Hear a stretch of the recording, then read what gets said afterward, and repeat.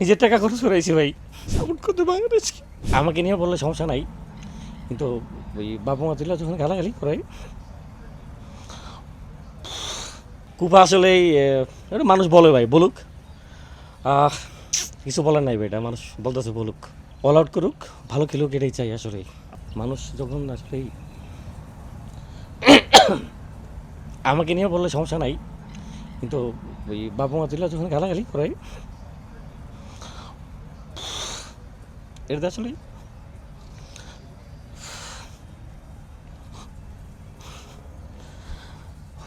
নিজের টাকা খরচ করাইছি ভাই, সাপোর্ট করতে বাংলাদেশকে।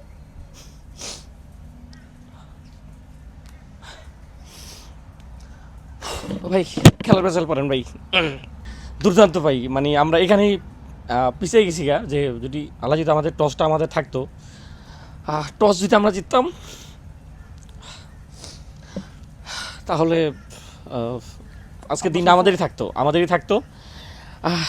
মানে ভাগ্য খারাপ আসলে টসে হারার কারণে বলবো যে ম্যাচটা থেকে বাংলাদেশ পিছিয়ে গেছে। তারপরে এখনও সুযোগ আছে, অনেক কিছুই আসলে ক্রিকেটে হয়ে যায়। তা আল্লাহ যদি চায় আসলে দুর্দান্ত ভাই, দুর্দান্ত, মানে ম্যাজিক ডেলিভারি, প্রতি করা ডেলিভারি। আর মানে অসাধারণ। আমরা সবসময় বলতেছিলাম যে নাহিদ রানাকে মিস করতেছিলাম, নাহিদ রানার জায়গায় আপনার প্রথম টেস্টে খেললো দুর্দান্ত আমাদের হাসান মাহমুদ, সেখানে আজকে যেন মানে হাসান মাহমুদের ভিতরে আজকে যেন শরীফুল মানে প্রথম এসে 2 উইকেট, তারপরে যখনই তাকে আনে তখন উইকেট নেয়।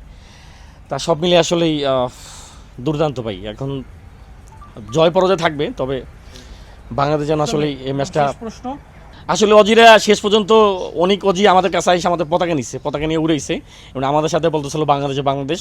মানে দুর্দান্ত ভাই, অস্ট্রেলিয়ার মাটিতে এসে অস্ট্রেলিয়ারে মানে এইভাবে নাকানি চুবানি। আমরা হয়তো আজকে ব্যাটিংয়ে খারাপ করছে বাংলাদেশ, কিন্তু বোলিংয়ে মানে প্রত্যেকটা অজি যারা সাপোর্টার তাদের মনের ভিতরে বাংলাদেশ ঢুকে গেছে। মানে বারবার আমাদের কাছে আইসা বলতেছিল ওয়েলডান বাংলাদেশ, কামান বাংলাদেশ, খুব ভালো খেলছে বাংলাদেশ। মানে পুরো কাঁপাই দিচ্ছে। জাস্ট আমরা যদি টস জিততাম, মানে ওদেরকে বলে আমরা বল করতাম, ওদেরকে মনে হয় যে আমরা যে যাতে অল আউট হয়েছে অথবা 180-90 অল আউট দিতে পারতাম। এই জায়গাটা ম্যাচ পিছিয়ে গেছে।